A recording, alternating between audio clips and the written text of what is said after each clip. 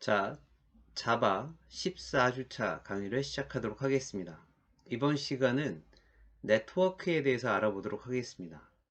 네트워크란 여러분들이 간단하게 생각하시면 서로 다른 디바이스가 서로 연결되어 데이터를 주고받고 옮기는 그 자체를 네트워크라고 정의할 수가 있습니다.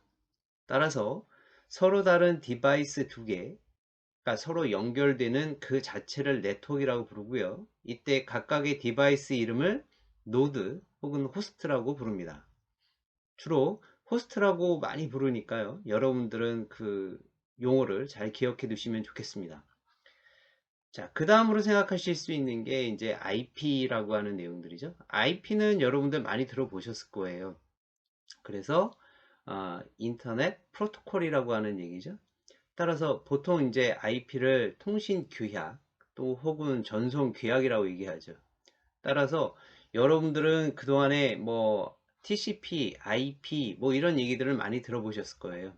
자, 그와 같은 환경 하에서 서로 다른 디바이스가 연결되어 자료를 공유하고 그 자료에 대해서 서비스를 받아볼 수 있는 그 상태에 대해서 이번 시간 알아보도록 하겠습니다.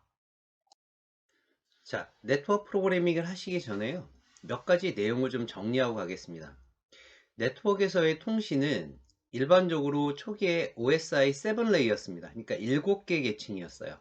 그래서 맨 아랫단이 물리 계층, 두 번째 데이터 체크 계층, 그 다음에 네트워크 계층, 전송 계층, 그리고 세션 계층, 그리고 표현과 응용 계층, 이렇게 해서 총 OSI 7레이어였는데요.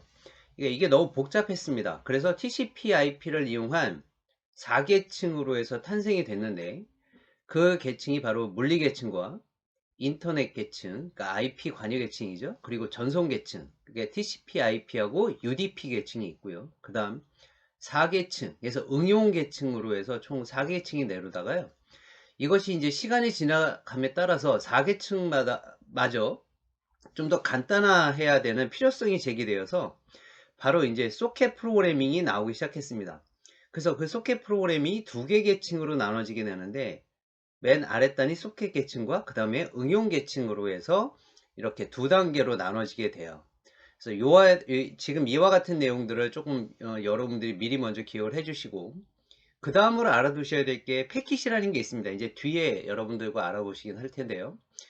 어, 보통 이제 만약에 내가 10메가짜리 파일을 전송하는데 TCP에서 중간에 데이터 손실이 발생해서 재전송할 필요가 있다라고 알려주면, 그러면 우리는 10메가짜리 그대로 다시 전송해야 되는데, 아무래도 이런 생각은 좀 비효율적이에요. 따라서 10메가짜리 데이터를 제대로 전달이 안 된 것이 있다라면 이것을 통째로 보낼 때 통째로 보내지 않고요, 쪼개서 보내는 거예요.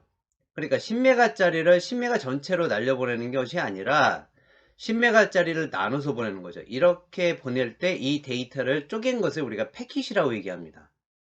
그래서 데이터를 보낸다는 것을 패킷을 전송한다라고 표현을 다시 하기도 하고요. 따라서 이와 같이 패킷을 쪼개서 보내는 것들이 좀 더 효율적으로 사용할 수 있다는 거죠. 따라서 여러분들이 이제 아까 얘기했던 네트워크의 7레이어에서 4계층으로 바뀌었고, 다시 2계층으로 바뀌었죠. 그 2계층으로 바뀐 것이 바로 소켓을 이용한 통신 방법이에요. 그리고 그 소켓을 이용해서 데이터를 보낼 때 패킷 단위로 해서 나눠서 이제 보내게 되는 것들이죠. 따라서 우리가 네트워크를 한다라는 얘기는 이와 같은 개념에다가 어, 수신자와 송신자로 이렇게 나눠지게 되죠. 그랬을 때 우리가 보통 얘기하는 클라이언트 서버 환경 안에서 여러분들이 그 네트워크 환경을 이제 구현하거나 처리하거나 이와 같이 이제 되는 것들이죠. 따라서 발신자와 웹서버 간에 TCP/IP를 통해서 패킷을 이제 전송을 하게 되는데, 그때 라우터가 이제 중간에 이제 있고, 사용자가, 즉 발신자가 서버한테 이제 패킷으로 데이터를 전송을 하게 되는 거죠. 그러기 위해서는 발신자는 맨 아랫단에 IP, 즉 랜 카드를 이제 그 디바이스에다가 장착을 하고요. 그 위에 IP와 TCP라는 통신을 이용을 해서 브라우저에서 웹서버로 이제 연결을 시도하게 되는 거죠. 따라서 발신자에서 웹서버로 갈 때 지금과 같은 알고리즘을 거치게 되고요. 그 다음 그와 같은 알고리즘을 통해서 서버에서는 데이터를 받고 그 데이터 받은 내용을 다시 클라이언트한테 응답, 레스판스를 보내는 과정, 이와 같은 것들을 우리가 네트워크 프로그램이다 라고 생각하시면 될 것 같습니다. 더불어서 데이터들을 보내려고 했을 경우에 그 데이터를 잘 관리하고 나중에 다시 재사용할 수 있도록 관리하기 위해서는 데이터베이스라고 하는 것이 필요하게 되죠. 따라서 이번 주에는 네트워크 프로그램과 데이터베이스 프로그램에 대해서 여러분들과 알아보도록 하겠습니다. 자, 따라서 앞에서 설명드렸던 것처럼 기본적인 지식은 TCP/IP에 대한 내용, 그리고 TCP와 UDP에 대한 내용들을 좀 이해를 먼저 하시고요. 그렇다면 자바 언어에서 이와 같은 네트워크 프로그래밍을 하기 위한 이제 어떤 클래스와 생성자가 있게 되죠. 이제 그와 같은 내용들을 여러분들과 이제 공부를 해보려고 합니다. 자, 기본적으로요, 네트워크상의 정보를 얻어오는 클래스가 inet 어드레스예요. 따라서 이 inet 어드레스를 이용을 해서 네트워크상에 있는 정보를 확인을 하시게 되고요. 이 클래스는 java.net 패키지 안에 들어가 있습니다. 그래서 나중에 여러분들이 임포트를 걸어주시면 되고요. 그 다음에 메소드에서는 get localhost 메소드를 통해서 로컬호스트, 즉 본인의 컴퓨터에 대한 정보를 이제 얻어오게 됩니다. 얻어온 정보를 이제 여러분들이 선언하고 초기하기 위해서 inet 어드레스 타입의 변수를 이제 나중에 선언하게 되고요. 그리고 난 다음에 그 정보를 system.out.println으로 inet 어드레스의 타입 변수에 있는 호스트의 이름과 호스트 주소를 가지고 와서 이제 출력하게 되면 되죠. 근데 이때 항상 주의하셔야 될 것은 예외 처리문을 해주셔야 되는 거예요. 그러니까 데이터를 얻어오기 전에 본인의 컴퓨터에 대한 정보를 inet 어드레스를 이용해서 호스트 이름과 호스트 주소를 가지고 와야 되는데 그렇지 않을 경우 예외가 이제 예외 처리가 발생이 되죠. 그래서 try catch 문장을 이제 실행을 해서 try를 실행하게 되면 이제 정상적으로 실행이 되는 거고, 만약에 오류가 발생하게 되면 캐치문에서 그 내용들을 이제 확인을 하셔야 되는 거죠. 그와 같은 내용들을 이제 여러분들이 확인해 보셔야 되겠고요. 그 다음에 URL 커넥션이라고 하는 메소드가 있는데 이건 URL 클래스에서 이제 지원되어지는 거예요.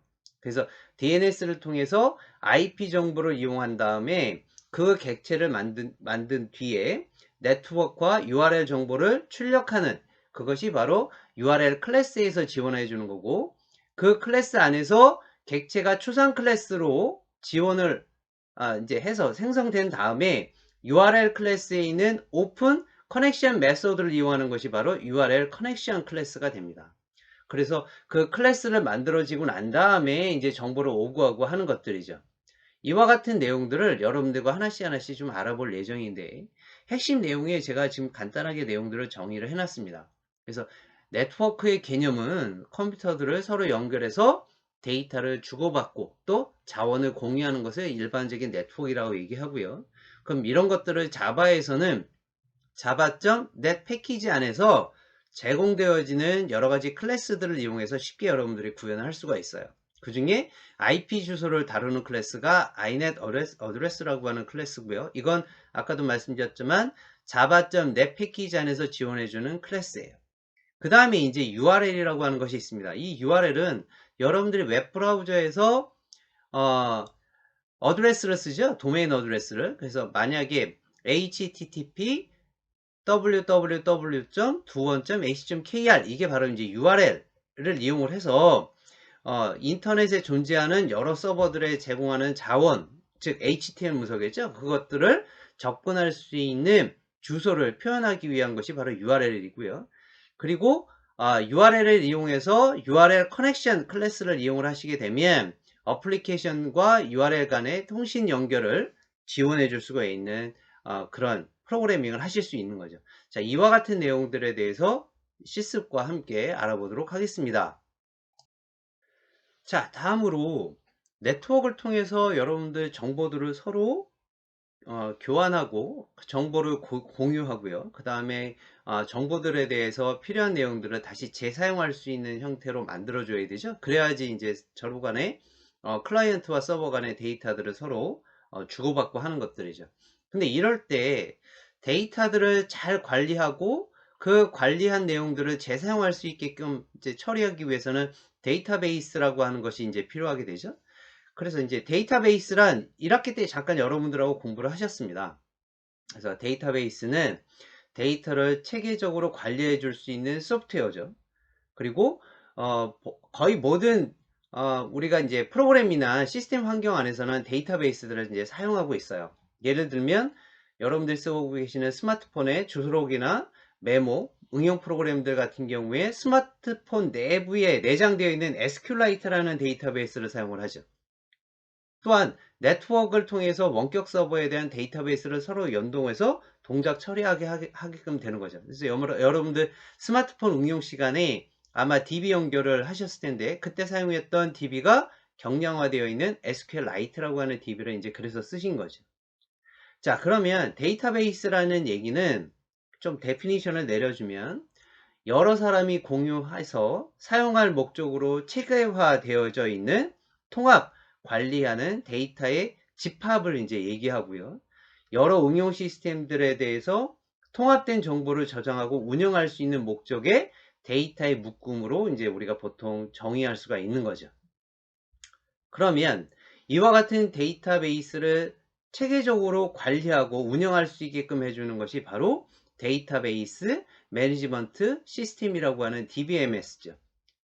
그러면 이와 같은 데이터베이스 매니지먼트 시스템을 이제 사용하기 위해서는 소프트웨어 프로그램을 이용하셔야 되겠는데 그 중에 하나가 이제 여러분들 1학기 때 배우셨던 MySQL 그리고 윈도우즈 환경에서 쓰는 마이크로소프트사에서 개발한 MS SQL 그리고 오라클 이런 것들이 전부 다 데이터베이스 매니지먼트 시스템이에요.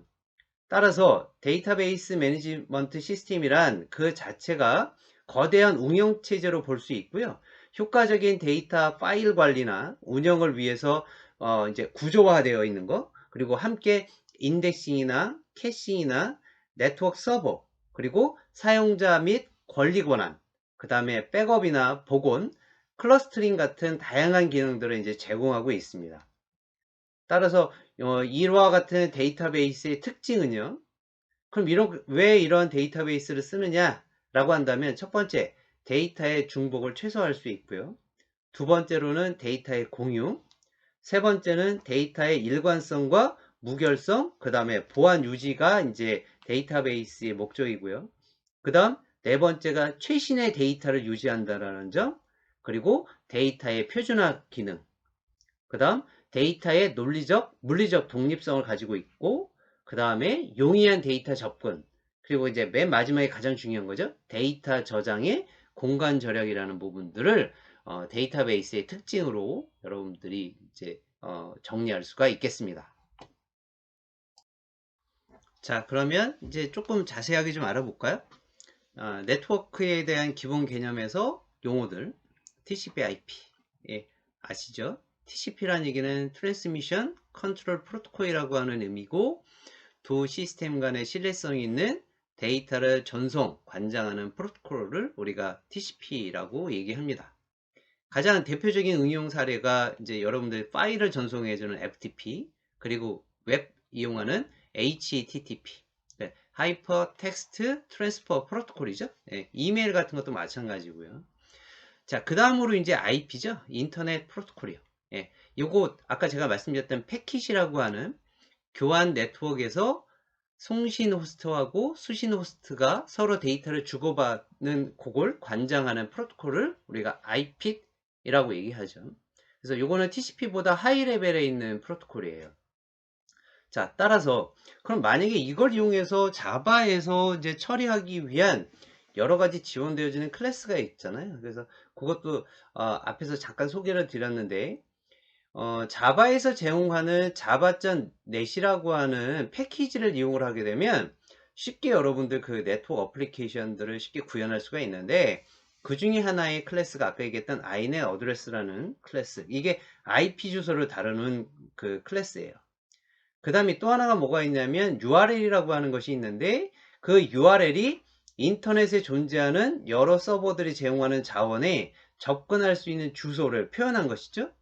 그러면 이제 앞에 어떻게 쓰냐면 프로토콜 타입 쓰고, 뒤에 호스트명 쓰고, 그 다음에 포트문을 쓰고요. 그 다음에 뒤에 경로명하고 파일명을 쓰죠. 그리고 뒤에 쿼리문을 이제 사용하게 됩니다. 그래서 여러분들이 네이버에서 네이버 그 포털 사이트에서 여러분들 검색할 때 보시게 되면 검색 단어를 이제 여러분들이 입력을 하시고요. 위에 있는 주소를 잘 보시게 되면 앞에 HTTP라고 하는 프로토콜, 그리고 뒤에가 네이버나 이런 데서 제공하는 호스트명, 그리고 포트 번호, 그리고 그 번호 안에 파일이 저장되어 있는 경로명, 그리고 파일명, 그리고 뒤에 쿼리명이 이제 들어가게 되죠. 그 다음에 이제 그러면 이와 같은 URL을 이용을 해서 어플리케이션과 URL 간의 통신 연결을 나타내는 클래스의 최상위 클래스가 바로 뭐냐면 URL 커넥션이라고 하는 클래스예요.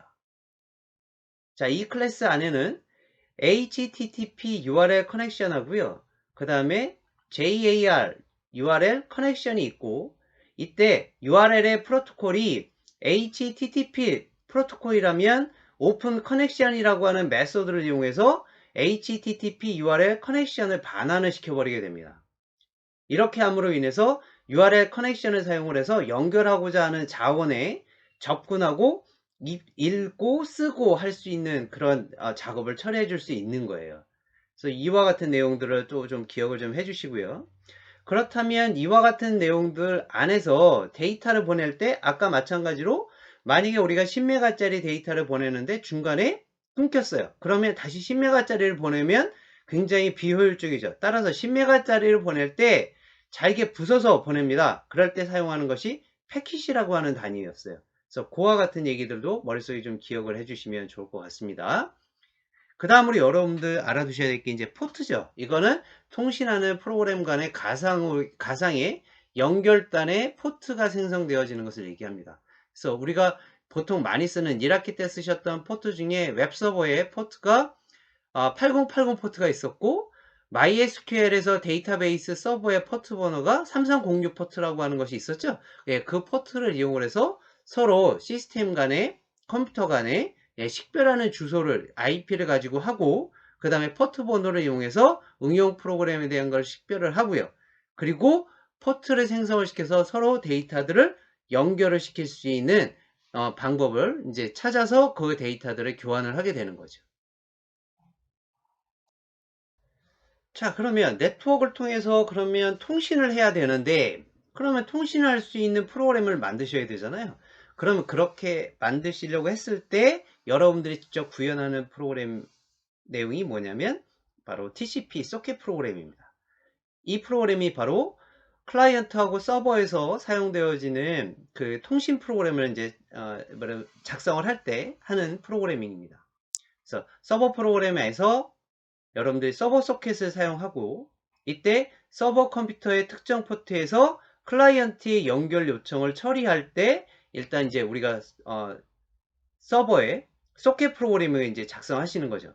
그래서 첫 번째 지금 말씀드렸던 것처럼 서버의 컴퓨터의 특정 포트에서 클라이언트의 연결 요청을 먼저 처리 준비를 하고요. 두 번째, 클라이언트 프로그램 안에서는 접속할 서버의 IP 주소하고요, 포트 정보를 가지고 소켓을 이제 생성을 하고 서버에 연결을 요청을 하게 돼요. 즉, 서버가 클라이언트와 연결을 처리하기 위해서 소켓을 발생을 시키게 되면 클라이언트 쪽 안에서도 소켓을 생성해서 서버의 연결을 요청하게 됩니다. 세 번째로, 서버 소켓은 클라이언트의 연결 요청을 받으면 서버에 새로운 소켓을 생성해서 클라이언트의 소켓과 연결되도록 이제 처리하게 되고요.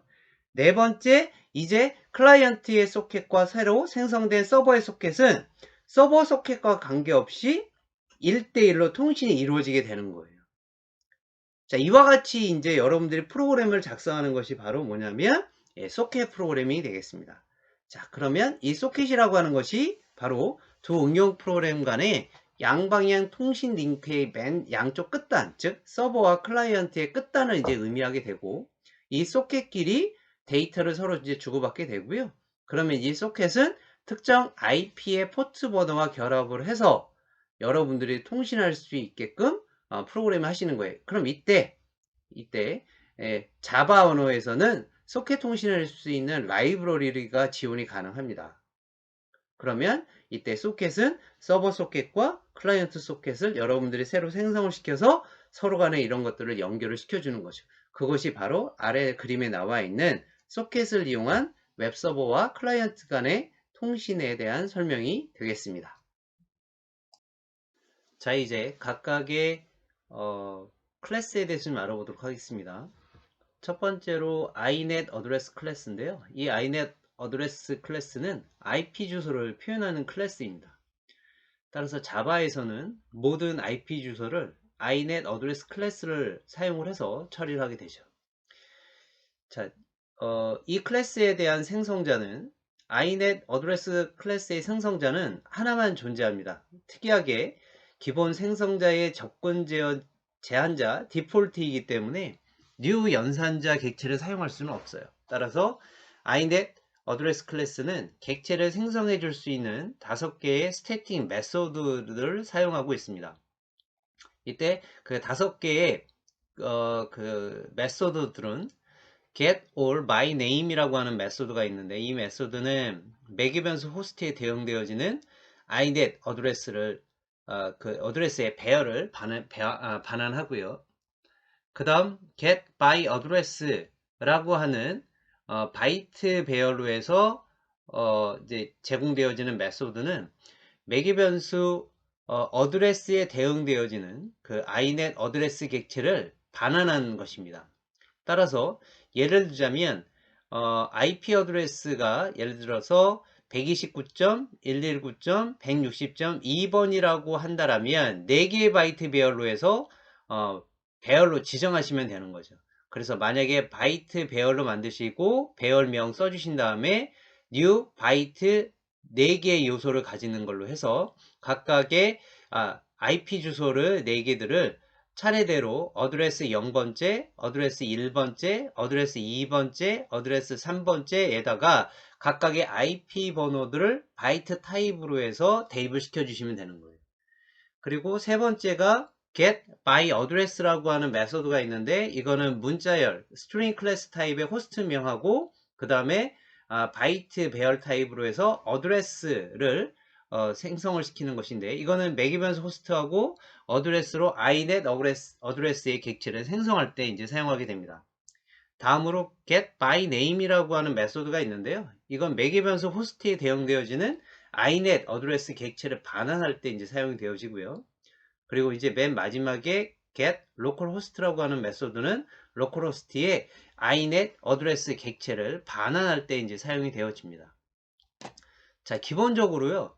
inet 어드레스의 주요 메소드는 이제 뒤에서 보시겠지만 get address라고 하는 메소드와 get host address라는 메소드, 그리고 get host name이라고 하는 메소드가 있어요. 그래서 그 메소드에 대해서 하나씩 알아보도록 하겠습니다. 자, 따라서 inet 어드레스의 주요 메소드는요, 지금 여러분들 화면에서 보시는 것처럼 주요 메소드가 3가지가 있어요. 그러니까 첫 번째로 get address라고 하는 메소드가 있는데, 이 address 메소드는 inet 어드레스 객체의 IP 주소를 이제 그러니까 반환하게 되죠. 그리고 get host address는 IP 주소를 반환하게 되고요. get host name이라고 하는 메소드는 호스트 이름을 문자열로 반환 처리하는 것이 됩니다. 그리고 맨 마지막에 나와 있는 toString 메소드를 이용해서요, IP 주소를 문자열로 overriding 메소드를 이용을 해서 문자열 스트링으로 이제 화면에 출력하게 되는 거죠. 자, 이제 알아두셔야 될 것이 있는데, 이 inet 어드레스 클래스는요, IP 주소를 객체화했기 때문에 다양한 메소드는 제공하지 않습니다. 더불어 호스트 이름과 호스트에 대응하는 IP 주소를 알 수 있도록 이제 각각의 메소드들을 제공하고 있죠. 따라서 여러분들이 이제 알아주셔야 될 것들은 이 IP 어드레스 처리할 때 inet 어드레스 클래스는 IP 주소를 객체화했다라고 하는 점을 조금 이해를 해주세요. 그러니까 IP 주소를 객체화해서 다양한 메소드들을 제공하지는 않습니다. 그래서 여러분들이 주로 사용하는 이 바이트 배열 타입의 get address라고 하는 메소드, 그리고 문자열 타입으로 해서 get host address, get host name, 그 다음에 toString으로 해서 IP 주소를 스트링 문자열로 해서 오버라이딩해서 이제 화면에 출력해주는 내용들, 이 내용들에 대해서만 여러분들이 기억해 주시면 되겠습니다. 자, 다음은 URL 클래스에 대해서 좀 알아보도록 할게요. URL 클래스는 뭐 여러분들 지금 화면에 나와 있는 내용만 보시더라도 뭐 내용은 쉽게 이해하실 수 있을 겁니다. URL 클래스는요, URL을 추상화해서 만든 클래스예요. 그리고 URL 클래스는 파이널 클래스로 되어 있기 때문에 상속해서 사용할 수가 없습니다. 더불어 예외 처리를 발생하기 때문에 반드시 예외 처리를 해주셔야 돼요. 주요 생성자로는 크게 이제 세 가지로 볼 수 있는데, 하나는 URL로 해서 스펙이라고 하는 URL 객체를 생성을 시켜서 처리하는 방법이 있는데, 이때 스펙은 URL로 해석할 수 있는 문자열로 처리를 해주셔야지만 됩니다. 두 번째 타입은 URL 메소드 생성자 타입으로 해서 프로토콜로 해서 스트링 타입, 그리고 호스트명, 그 다음에 포트명, 그리고 파일명으로 들어갑니다.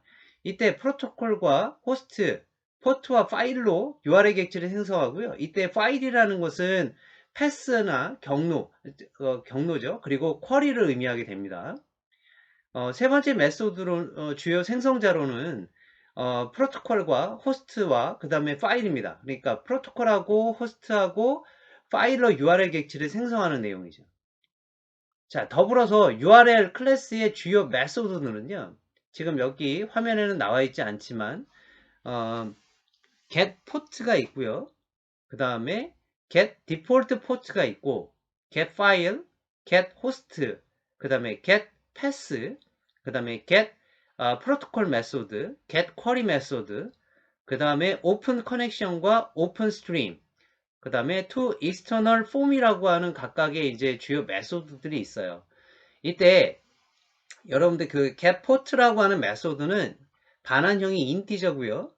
이 메소드는 URL에서 명시된 포트를 반환할 때 사용합니다. 만약에 없으면 -1을 반환하고요.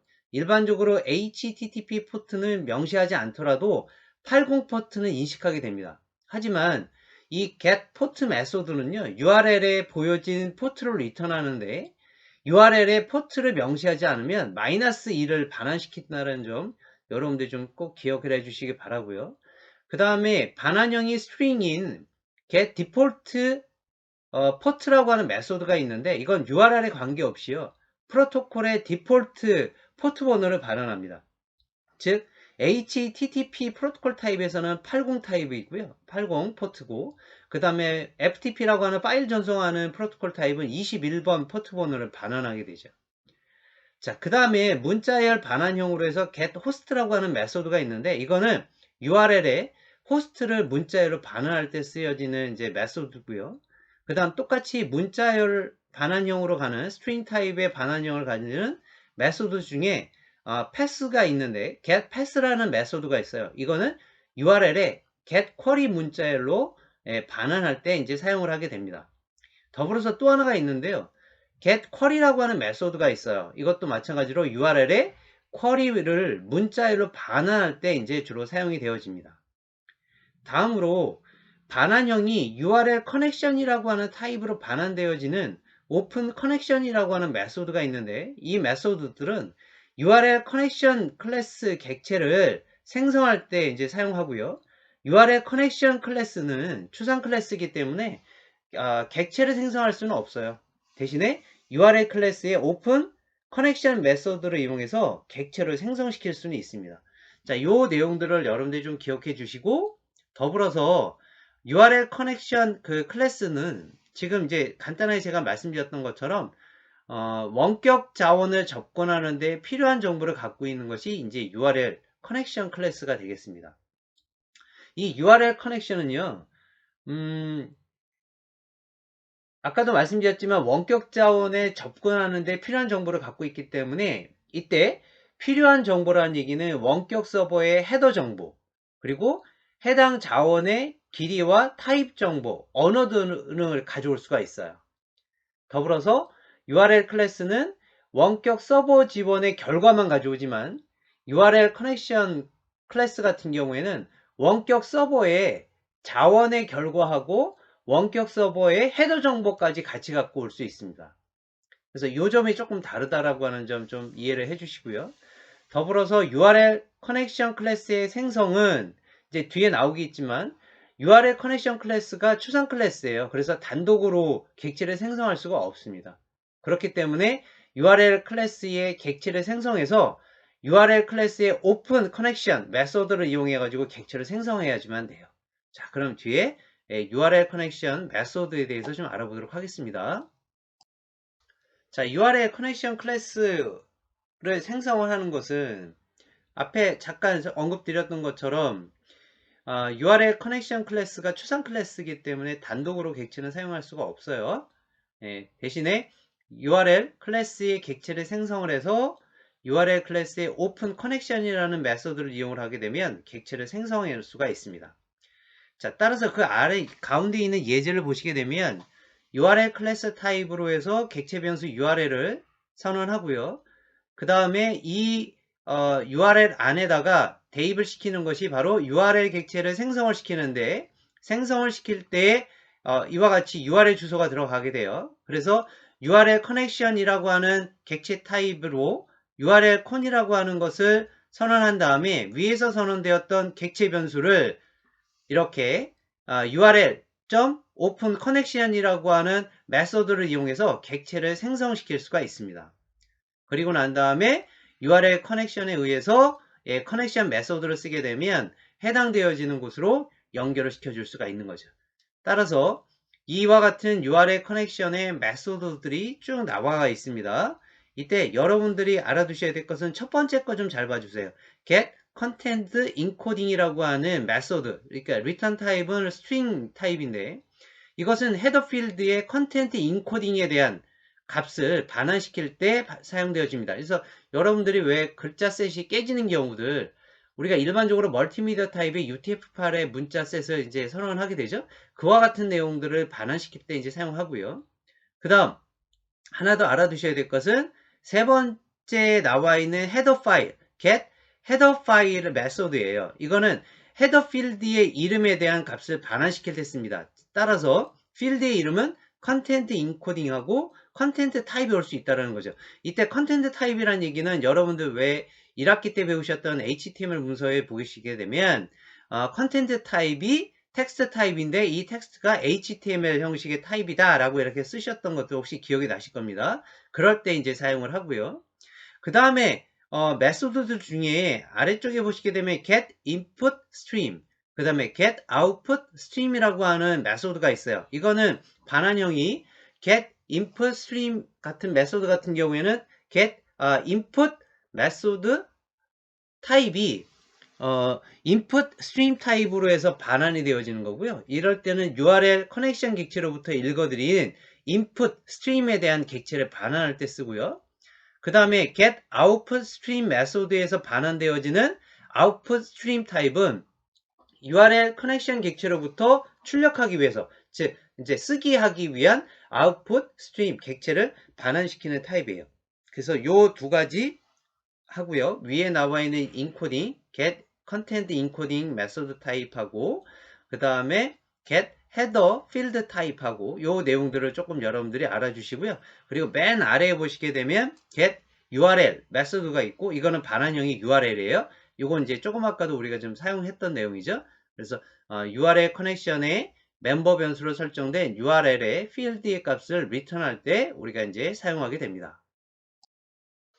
자, 이제 소켓이라는 개념에 대해서 공부해 보도록 하겠습니다. 자, 이제부터가 이제 여러분들이 네트워크 프로그래밍을 하기 위해서 소켓 프로그램을 이제 작성을 하게 되는데 그 내용에 대해서 좀 알아보도록 할게요. 소켓이라는 정의부터 먼저 하고 갈까요? 이제 소켓이라는 얘기는 앞에 용어를 이제 정리했던 것처럼 TCP/IP 네트워크를 이용해서 쉽게 통신 프로그램을 작동하도록 지원하는 기반의 기술을 우리가 이제 소켓이라고 얘기합니다. 이 소켓은 두 응용 프로그램 간의 양방향 통신 링크 끝단을 의미하고요. 즉 그러니까 클라이언트하고 서버 단을 의미하는 거죠. 그리고 이제 소켓끼리 데이터를 주고받고요. 세 번째로 소켓은 특정 IP 포트 번호와 결합을 해서 연결을 시킵니다. 자, 이와 같은 것들은 자바로 소켓 통신을 할 수 있는 라이브러리를 지원하게 되고, 이때 소켓의 종류는 서버 소켓과 클라이언트 소켓이 있습니다. 자, 따라서 소켓이라는 개념을 통해서 네트워크 통신을 하게 되고요. 그 다음에 이 소켓은 아까도 말씀드렸던 것처럼 네트워크의 끝부분, 즉 클라이언트하고 서버 간에 실제 데이터가 어떻게 전송되어지는지는 상관하지는 않고, 일단 쓸기와 그 다음에 읽기, 쓰기에 대한 인터페이스를 이제 제공하는 것이죠. 또한 세 번째로 네트워크 계층과 전송 계층이 캡슐화되어 있기 때문에 보이지가 않아요. 따라서 두 개의 계층을 신경 쓰지 않고 프로그램을 만들 수가 있습니다. 더불어서 자바는 이식성이 좋죠. 포터블하죠. 그래서 클래스 플랫폼, 그러니까 서로 어떻게 교차되어지는 다중 플랫폼 네트워크 프로그램을 위해서 이제 소켓을 이제 여러분들이 프로그래밍으로 많이 하는데, 이때 핵심 라이브러리를 자바에서는 제공하고 있어요. 그것이 바로 뭐냐면 소켓 클래스와 서버 소켓 클래스를 제공을 해서 여러분들이 라이브러리로 여러 가지 메소드를 사용하실 수 있는 거죠.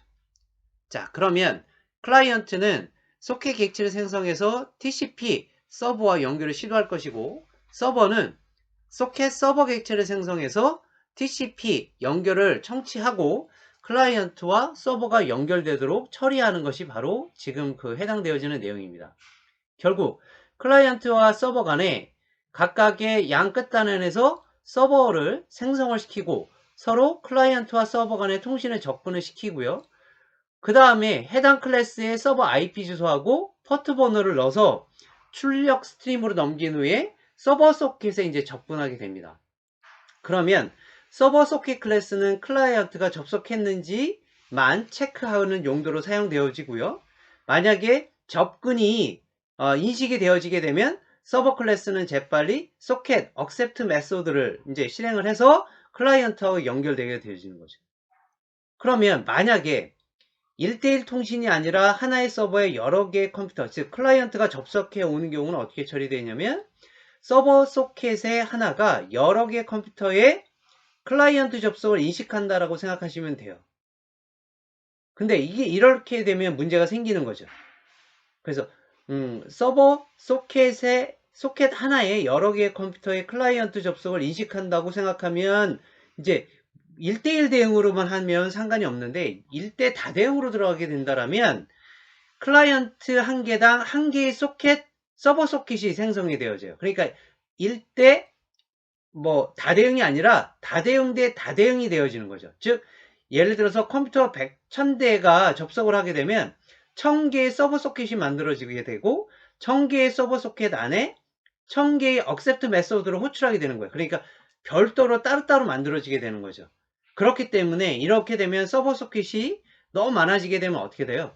오버로드해서 이제 과부하 걸릴 것이죠. 따라서 이것이 바로 앞에서 여러분들이 배우셨던 스레드라는 것을 이용을 해서 각각의 작업들을 여러 개의 단위로 나눠서 처리하게 되는 거죠. 그러면 다대응 대 다대응으로 해서 채팅 프로그램이나 통신 프로그램들을 여러분들이 만들어낼 수가 있는 겁니다. 자, 따라서 지금 여러분들 그림 보시는 내용들이 앞에서 설명드렸던 내용들을 전체적으로 통합적으로 나타나는 것이다 라고 생각하시면 될 것 같아요. 그래서 프로그램에서 소켓이라고 하면 프로그램과 프로그램 또는 PC와 PC 간의 통신을 이야기하죠. 우리가 보통 PC와 PC라고 하는 것은 클라이언트 서버로 생각하시면 되겠고요. 간단하게 생각하면 통신을 할 때 전송하는 패킷, 이게 이제 데이터죠. 패킷이 컴퓨터의 랜 카드를 거쳐서 랜 케이블로 나가요. 그리고 랜 케이블로 나간 데이터는 DNS와 라우터를 거쳐서 도달하는 PC의 랜 카드에 들어가고요. 목표로 하는, 즉 클라이언트겠죠? 클라이언트 서버 양쪽에서 목표로 하는 프로그램의 패킷, 데이터를 읽어 서로 간에 데이터를 이제 주고받습니다. 이때 우리가 이제 생각하셔야 될 것은 각 단말 간에 데이터 변환이나 장비 간의 통신 규약에 대해서 이제 모두 개발하지는 않습니다. 이제 그건 기존에 나와 있는 TCP/IP 프로토콜을 이제 사용하실 거니까요. 그런 통신 규약은 사용하지 않고요. 즉 이러한 통신 규약은 모두 OS 측에서 설정되어지는 OSI 7 레이어라고 생각하시면 돼요. 그리고 우리는 그 개념 위에다가 꽂아서 쓰는 개념으로 소켓 통신 규약을 이용해서 통신하시면 되겠습니다. 이때 소켓 통신 규약은 일련의 규칙이 정해져 있는데 먼저 기다리는 측의 PC를 서버라고 하고요. 그리고 서버에서 포트를 열어서 클라이언트의 접속을 기다리게 됩니다. 그리고 접속하는 측을 클라이언트라고 하고요. 이때 서버의 IP와 포트에 이제 접속하게 되면 통신이 연결되는 거죠. 자, 다음으로 클라이언트와 서버 간의 통신을 샌드라고 얘기하고, 그리고 샌드 리시브죠. 그러니까 말하자면 서버와 클라이언트 간에, 그러니까 우리가 일반적으로 얘기하는 클라이언트가 서버한테 리퀘스트를 보내면 서버는 그 리퀘스트 되었던 내용들을 처리해서 다시 클라이언트한테 리스판을 보내죠. 그걸 이제 샌드와 리시브로 생각하시면 되겠습니다. 형태로 데이터를 주고받고, 그리고 통신이 끝나게 되면 클로즈 시켜서 접속을 이제 끊어지게 되는 거죠. 지금 이와 같은 얘기들이 지금 그림으로 잘 나와 있습니다. 여러분들이 한번 잘 보시면 될 것 같아요. 자, 따라서 서버 소켓 클래스의 내용을 좀 정리해 보게 되면, 서버 소켓 클래스는 서버 프로그램을 구현하는 데 사용되어지고요. 일반적인 서버 프로그램의 과정으로는 크게 6단계로 나눌 수가 있어요. 첫 번째는 서버에 있는 소켓을 생성하고 포트를 바인딩합니다. 두 번째 스텝으로는 클라이언트로부터 연결을 기다리고 있어요. 그러니까 커넥트를 리슨하고 있는 거죠. 그래서 기다리고 있다가 요청이 들어오면 바로 수락하게 되는 거고요. 억셉트하게 되는 거고요. 세 번째 스텝은 클라이언트 소켓에서 가져온 인풋 스트림, 즉 클라이언트 쪽에서는 아웃풋 스트림이 되고요. 서버 측에서는 인풋 스트림이 되는 거죠. 읽어서 다음 단계로 응답이 있으면 아웃풋 스트림을 통해서 클라이언트에 데이터를 보내면 되고요. 그리고 난 다음에 이제 작업이 끝나고 나면 클라이언트와 연결을 닫고 서버로 이제 종료하시면 되는 거죠.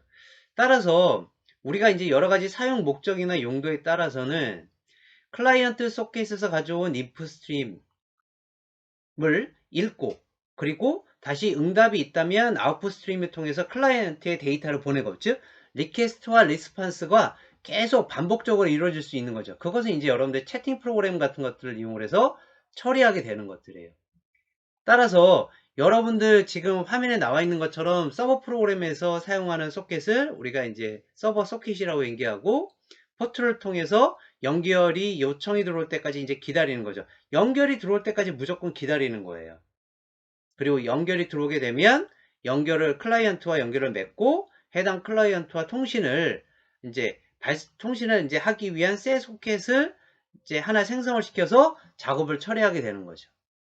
그리고 이 만들어진 소켓을 통해서 클라이언트의 소켓과 서로 데이터를 주고받고 처리하게 되는 거죠. 자, 그러면 소켓 클래스라는 얘기는 아까도 말씀드렸던 것처럼 서버 프로그램으로 연결을 요청하는 것이고 데이터를 전송하는 것을 담당하고 있는 것입니다. 이제 다음에 제가 여러분들 수업 시간에 이제 간단하게 해봤던 클라이언트 서버 간의 1대1 대응에 통신하는 내용들에 대해서 예를 하나씩 확인해 보도록 하겠습니다. 자, 그러면 먼저 서버 측에서의 소켓 프로그램을 하나 만들어 보도록 하겠습니다. 자, 메인 메소드 만들었고요. 메인 메소드 안에서 첫 번째 TCP 소켓 통신을 하기 위해서 서버 소켓 객체를 생성을 해야 되죠. 그래서 서버 소켓을 가지고 클라이언트의 소켓을 이제 기다리게 될 거예요. 그래서 이제 여러분들이 서버 소켓 타입의 서버라고 하는 객체 변수를 하나 만들어서 그 안에 대입을 새로운 서버 소켓의 객체를 생성을 해서 생성자를 해서 대입을 시켰습니다. 이때 포트 번호가 7777 번호예요.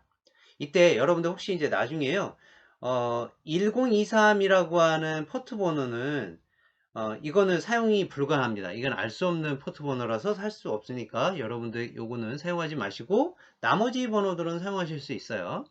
자, 그래서 이게 이제 생성시킨 다음에 서버가 접속을 기다립니다 라고 하는 출력문을 이제 화면에 출력시키고요. 두 번째로 이제 하셔야 될 게 서버, 소켓, 객체에 accept 메소드를 이제 호출을 해요. 그래서 클라이언트로부터 연결 요청이 올 때까지 이제 계속 기다리는 거죠. 그러면 어떻게 될까요? 메인 스레드에 있는 메인 메소드에 있는 스레드는 이제 블락이 되어 버리는 거예요. 그러니까 웨이팅이 되고 있는 상태죠. 이때 만약에 세 번째로 연결 요청이 들어오게 되면 새로운 소켓을 생성하고요. 클라이언트의 소켓과 연결을 시킵니다. 그러면 소켓 타입의 소켓이라는 객체 변수를 해서 위에 선언했던 서버 객체를 accept 해서 클라이언트와 연결이 될 수 있도록 기다리고 있는 상태고요. 연결을 바로 시켜버리고요. 이후에 클라이언트와 연결된 후에 이제 작업을 실행하는 되는 거죠. 밑에 것이. 그래서 일단 먼저 클라이언트와 연결이 되어지게 되면 system.out.print 라인에서 접속한 클라이언트의 정보를 이제 출력하고요. 그 다음에 toString 메소드 오버라이드를 시켜서 그 접속한 클라이언트에 대한 주소를 이제 출력을 하게 되는 거죠. 자, 그 다음에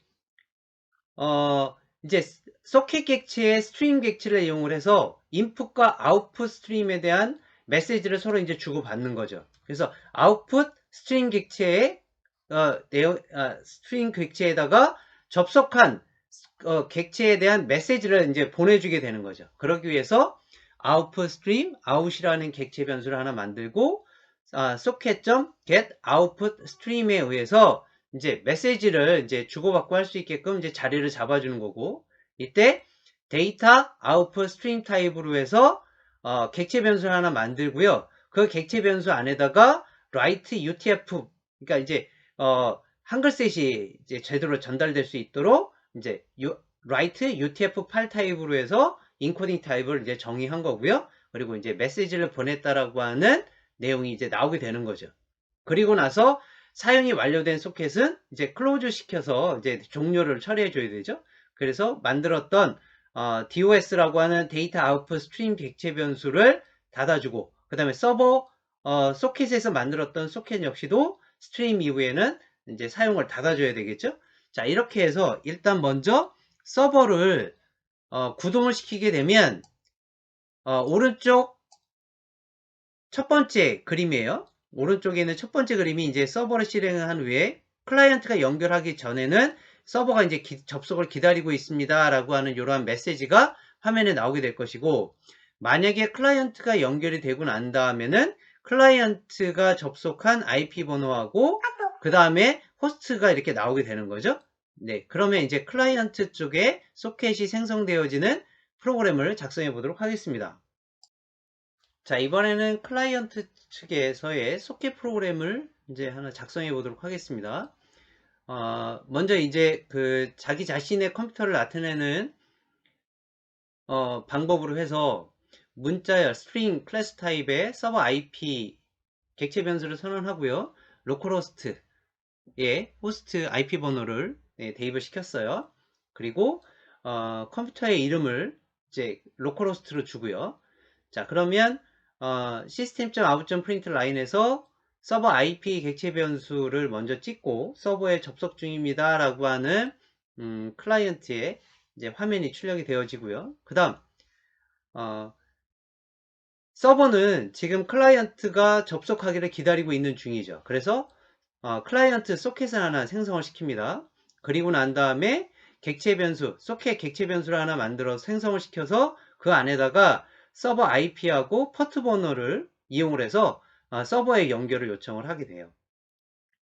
그러면 연결이 정상적으로 이루어지게 되면 지금 생성된 소켓 객체를 이용해서 서버와 메시지를 이제 주고받을 수 있는 그 단계가 되어진 거죠. 그래서 생성된 소켓으로부터 인풋 스트림과 아웃풋 스트림의 객체를 이제 가져와서 여러분들이 메시지를 서로 주고받을 수 있는 거죠. 그러면 연결되었습니다 라고 하는 메시지 떨어지고, 서버에서 받아온 메시지를 받고, 메시지를 받기 위해서는 여기서는 인풋 스트림 객체를 생성을 시키셔야 되죠.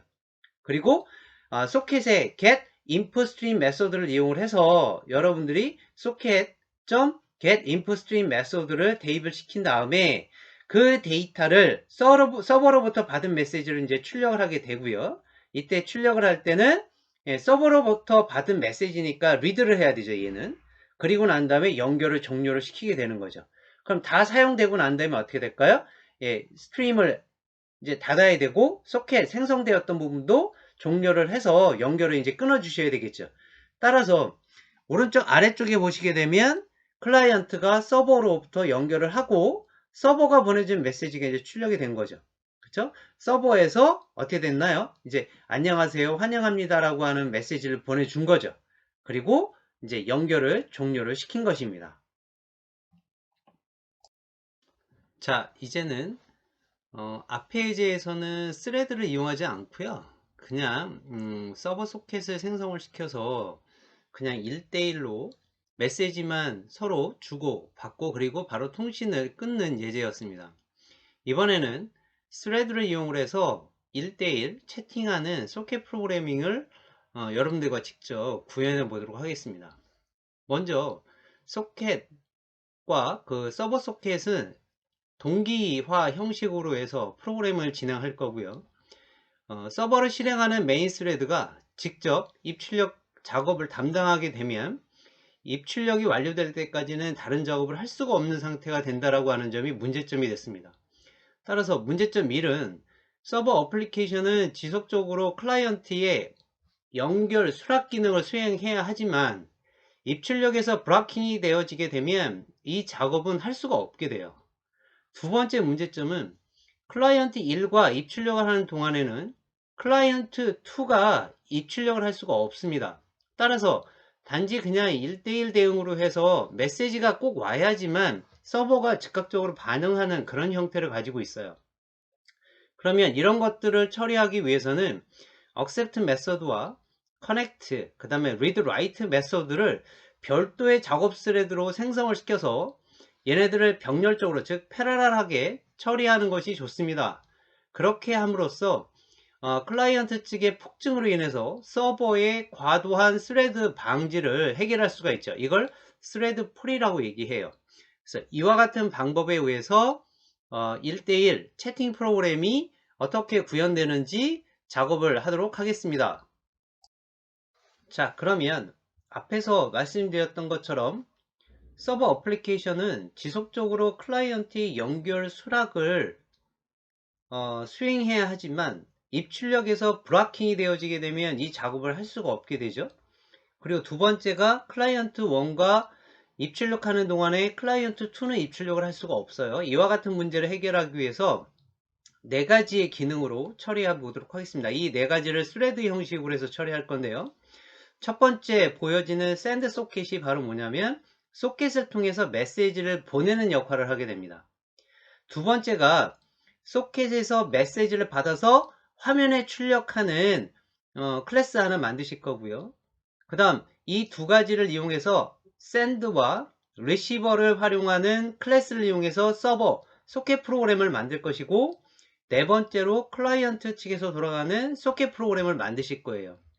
그래서 제일 먼저 하시는 내용이 소켓을 통해서 메시지를 보내는 역할을 하는 클래스를 만들도록 하겠습니다.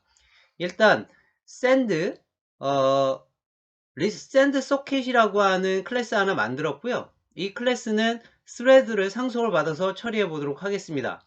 자, 먼저 필드를 선언하게 되죠. 필드는 전역 변수 타입으로 해서 자, private 접근 제어자를 주고 데이터 아웃풋 스트림 타입의 객체 변수를 하나 선언시켰고요. 그 다음 스트링 클래스의 name이라고 하는 필드를 선언시켰습니다. 그럼 이제 생성자를 하나 만드셔야 되겠죠. 생성자는 클래스 네임과 동일해야 되니까 sender socket이라고 하는 생성자를 만들어서 그 안에 객체를 하나를 보내요. 그러니까 소켓 객체를 가지고 있는 타입의 소켓이라고 하는 애를 보내죠. 이렇게 되면 아까 얘기했던 name이라고 하는 곳에 socket get inet address라고 하는 거하고 local port가 이제 찍혀지게 되고요. 이때 만약에 이제 그걸 담고요. 그 다음 예외 처리가 발생할 수 있으니까 try catch 문장을 받아서 try가 실행됐을 때는 데이터 아웃풋 스트림을 새로 객체를 하나 만들어서 그 생성된 객체 변수를 아까 여러분들이 만드셨던 데이터 아웃풋 스트링 타입에다가 넣고요. 도스에다가 넣고, 그리고 그렇지 않으면 예외 처리 구문으로 떨어지면 되고요. 그럼 이제 메소드를 선언해야 되죠. 메소드는 이제 run이죠. run은 키보드로 해서 내용이 입력이 되어지고 엔터가 들어오게 될 때까지 기다리고 있는 상태예요. 그러면 이제 그렇게 되면 try 문장이 실행되고, 그렇지 않으면은 어떻게 됩니까? 예외 처리문에서 끝나게 되는 거죠. 그리고 난 다음 입력값이 들어오게 되면은 이제 send 소켓이라고 하는 소켓을 통해서 메시지를 보내는 역할에 대한 내용이 끝나게 됩니다. 자, 이건 여러분들이 꼭 실습을 해 보셔야 되는 내용이에요. 자, 이제 두 번째 기능 클래스는 소켓에서 메시지를 받아서 화면에 출력하는 기능이 되겠습니다. 그래서 리시버라고 하는 클래스를 하나 만드시고, 역시 마찬가지로 스레드를 상속을 받아서 처리하겠습니다. 일단 필드 선언을 하기 위해서 먼저 소켓 타입에 소켓을 선언하고, 그 다음 데이터 인풋 스트림이라고 하는 필드를 타입으로 해서 하나를 선언을 시켰어요. 그럼 이제 초기화를 시키셔야 되겠죠. 초기화, 리시버라고 하는 초기화를 만들어서 소켓 타입으로 해서 지금 현재 이 소켓에다가 그 값을 대입을 시키고, 그 다음에 정상적으로 처리될 때와 예외 처리가 될 때를 써서 try catch 문장을 쓰시고요. 그 다음 실행하는 메소드가 run이죠. 자, run이라고 하는 것은 앞에서 얘기했던 send socket 클래스에서 write utf가 호출이 되기 전까지는 여기가 블락이 되어버리죠. 그리고 write utf가 호출이 되어지게 되면 그때부터 read 하기 시작을 해요. 그게 try 문장이죠. 그렇지 않으면은 예외 처리문을 처리해서 이제 전체적으로 클래스가 닫아지게 되는 거죠. 그래서 여기에서 소켓에서 메시지를 받아서 화면에 출력하는 스레드를 하나 따로 만드신 것이고, 앞에서 만드셨던 것은 소켓을 통해서 메시지를 보내주는 역할을 하는 스레드 하나를 만드신 거죠. 자, 이제 그러면 이 두 가지를 이용해서 서버에서는 어떻게 처리하고 클라이언트에서 어떻게 처리하는지만 구현하면 되겠습니다. 자, 그러면 이번에는 서버에서 소켓을 만들어주는 이제 그 서버 소켓 프로그램을 이제 처리해주는 서버 프로그래밍을 하나 만들어 볼게요. 그래서 이거는 앞에서 얘기했던 서버 소켓을 받아주기 위한, 하나는 메시지를 받아내는 거, 하나는 메시지를 화면에 출력하는 거에 대한 내용들이죠. 그래서 sender socket 클래스하고 receiver라고 하는 클래스를 활용한 서버 클래스가 되겠습니다. 그럼 일단 먼저 클래스를 선언하고요. 그 다음에 메인 메소드에서 IO exception에서 입출력에 대한 부분들이 어떻게 예외 처리가 되어지는지 throws를 써서 예외 처리문을 처리해주고, 자, 소켓을 하나 생성을 시켰어요. 이때 포트 번호는 7777이고요. 그리고 난 다음에 서버가 구동이 되어지게 되면 system.out.println에 서버 준비 완료라고 하는 화면이 뜨게 되죠. 그리고 나서 클라이언트가 접속을 시도하게 되면 server.accept 메소드를 실행을 시켜서 연결이 딱 들어오게 되면 승인을 해주게 됩니다. 그러면 system.out.println에서 클라이언트가 접속을 하게 되면 클라이언트에 대한 소켓이 이제 출력이 되겠죠. 그래서 to string 메소드가 오버라이드에 대해서 처리가 되어지고요. 그 다음에 sender와 receiver에 의해서 여러분들이 아까 받으셨던 메시지, 그리고 그걸 다시 화면으로 출력하는 메시지를 작업하는 스레드에서 작업을 처리하고, 그 다음에 여기에서 다 작업이 끝나게 되면 클로즈에서 이제 닫아지게 되는 거죠. 따라서 화면 오른쪽에 보시게 되면 일단 서버가 처음에 실행하게 되면 맨 위에 나와 있는 서버 준비 완료라고 하는 결과 화면 뜨고요. 서버가 실행한 후에 클라이언트가 접속이 이루어지게 되면 서버 소켓 안에서 접속되어지는 IP 번호가 이제 딱 걸리게 되고 포트 번호가 뜨게 되는 거죠. 그리고 난 다음에 다시 클라이언트가 서버한테 메시지를 보내주면 그 메시지를 받아서 다시 응답한 결과가 이제 그 다음 클라이언트 쪽에서 어떻게 메시지가 오느냐에 따라서 실행 결과물이 떨어지겠죠. 그래서 그걸 확인해 보도록 하겠습니다. 자, 이제 클라이언트에서 첫 번째로 어떻게 돼요? 소켓을 생성하고 서버에 연결을 요청하고요. 두 번째로 연결이 정상적으로 이루어지게 되면 생성된 소켓 객체를 이용해서 서버와 메시지를 주고받게 되고요. 그리고 나서 세 번째가 바로 생성된 소켓으로부터 스트림 객체를 가져와서 연결됐습니다 라고 하는 메시지가 떨어지게 되고, 그 다음에 서버에서 온 메시지를 받아서 처리해야 되는데, 이때 메시지를 받기 위해서 input stream 객체를 생성시키고, 그리고 소켓에서 get input stream 메서드를 이용해서 그 내용을 받죠. 이때 이거를 받아야 되는데, 이거를 어떻게 했어요? 받는 작업과 화면에 출력하는 것을 아까 샌더 소켓이라는 거 하고, 그 다음에 리시버라고 하는 클래스를 만들어서 그걸 두 개의 스레드가 처리하기로 작업을 했었죠. 그리고 나서 그 내용이 처리가 되어집니다. 그러면 자, 오른쪽에 일단 서버가 실행되고 있는 상태에서 클라이언트가 서버에 접속을 하게 되면, 예, 서버에 연결됐습니다 라고 하는 것이 뜨고 클라이언트의 소켓이 이렇게 뜨게 되고요. 그 다음 여기에다가 메시지를, 클라이언트가 서버 측에다 메시지를 보내서 엔터를 쳐요. 그러면 안녕하세요, 완료되었습니다, 반갑습니다 라고 하는 것이 서버에 전달되어지고, 서버가 입력되어진 값이 바로 뭐예요? 다시 클라이언트한테 넘겨올 때는 네 반갑습니다, 좋은 서비스로 라고 하는 문자예요. toString 메소드 타입으로 해서 객체가 이제 문자 메시지가 바깥으로 이제 이쪽 클라이언트 쪽으로 해서 넘겨오는 거죠. 자, 이렇게 되면 앞에서 작업했던 내용들 중에 문제점으로 발생되었던 내용이 뭐가 있었을까요? 첫 번째, 서버가 실행하는 메인 스레드가 직접 입출력을 담당하게 되면 입출력이 완료될 때까지는 다른 작업을 할 수가 없게 돼요. 그럼으로 인해서 서버 어플리케이션은 지속적으로 클라이언트의 연결 수락 기능을 수행해야 하지만 입출력에서 브라킹이 되어버리게 되면 이 작업을 할 수가 없게 되죠. 두 번째로 헤어지는 것이 클라이언트 1과 입출력이 이제 동시에 이루어지는 동안에는 다른 클라이언트 2가 입출력을 할 수가 없어요. 그러니까 서버하고 클라이언트 쪽에서 메시지가 서로 주고받고 해야 되는데, 클라이언트가 서버한테 메시지를 보내지 않게 되면 어떻게 돼요? 블락이 되어 있어서 작업을 할 수가 없다라는 얘기거든요. 그거를 accept 메소드와 connect 메소드, read, write 메소드를 별도의 작업 스레드를 생성을 시켜서 병렬적으로 처리하는 프로그램으로 지금 작성한 예입니다.